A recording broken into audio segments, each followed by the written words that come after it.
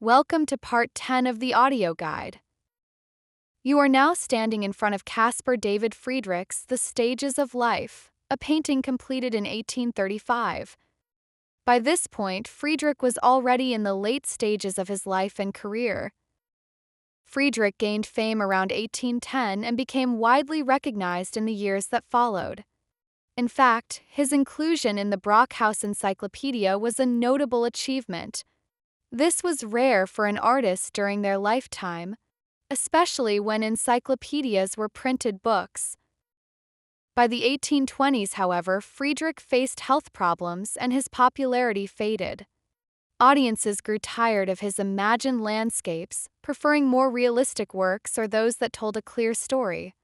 It must have been difficult for Friedrich to realize he was no longer in demand.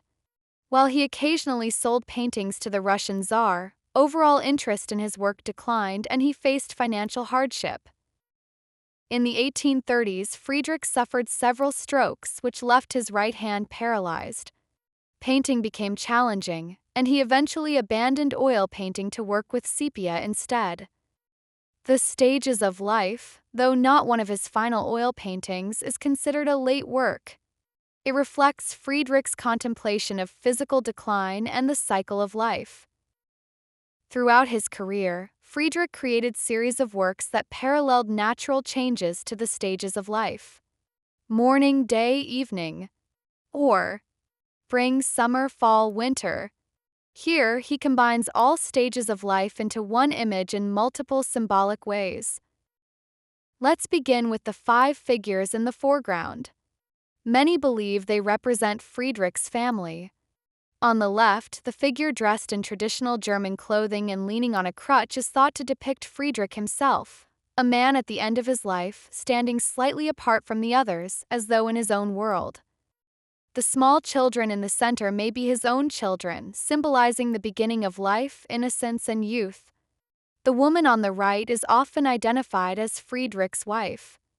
The male figure in the middle remains uncertain, though many historians believe it is Friedrich's nephew, Johann Heinrich. The gesture of this man has sparked much debate. Some see it as a display of strength and energy, while others interpret it as a promise of support for the family after the old man's passing.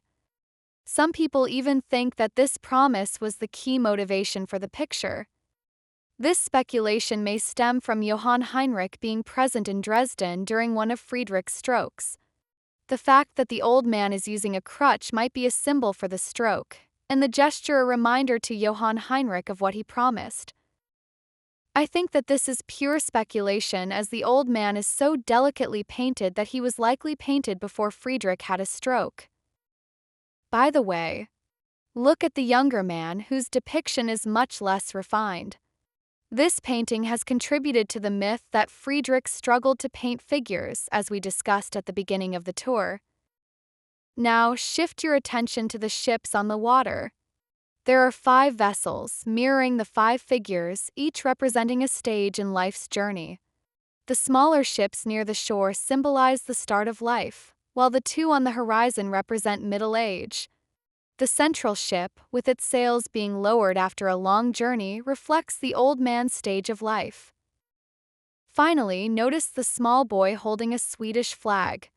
First glance, this flag might seem out of place, but it likely holds personal significance for Friedrich. Pays homage to King Gustav Adolf of Sweden. Friedrich's hometown of Greifswald and the nearby island of Rügen, part of Pomerania, were once under Swedish rule before the Napoleonic Wars. Friedrich admired Gustav Adolf as both a Lutheran and a progressive king who granted civil rights. In fact, Friedrich named his son Gustav Adolf, and it's likely this painting depicts the boy holding the flag as a nod to the king's values. After all these details, let's step back and look at the overall picture.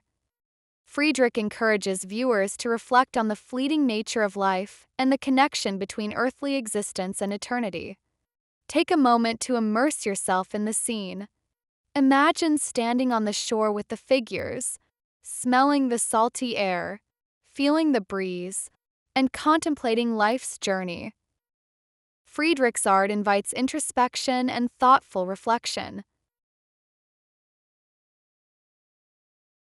If you are short on time, you can conclude the exhibition with this painting. Please skip to episode 12 of the audio guide to wrap up. You can listen to episode 12 either within or just outside the gallery. If you have a little more time, please stay with me for a different look at the painting.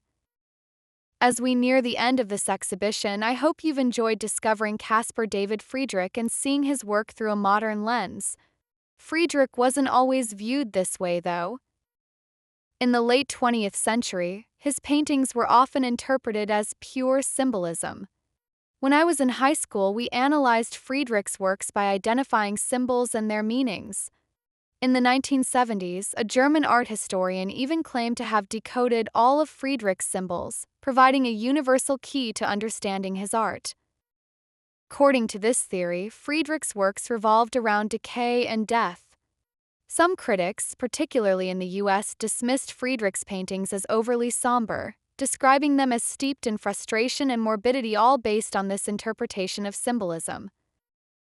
To give you an idea of this symbolism, look at the overturned boat in the bottom right corner of the Stages of Life.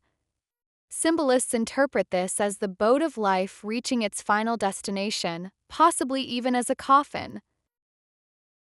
On the left, fishing equipment scattered on the ground is seen as a symbol of life's hardships. Positioned like a cross, it evokes a crucifix or grave marker, pointing toward the setting sun, a common symbol for life's end. The rising moon, however, which you can see above the two men's heads, symbolizes comfort through Christ, while the evening star in the top left represents rebirth. The green grass in the foreground stands for hope and future growth, aligning with the depiction of the children and the idea that life continues through new generations. From my point of view, the symbolism theory is not helpful. While Friedrich likely intended these meanings, focusing too much on symbolism risks missing the deeper essence of his art, the divine beauty of nature. In the next section, we'll explore more of Friedrich's late works, all centered on the themes of life's end and the great beyond. Start with the oil painting displayed on the wall behind the Stages of Life.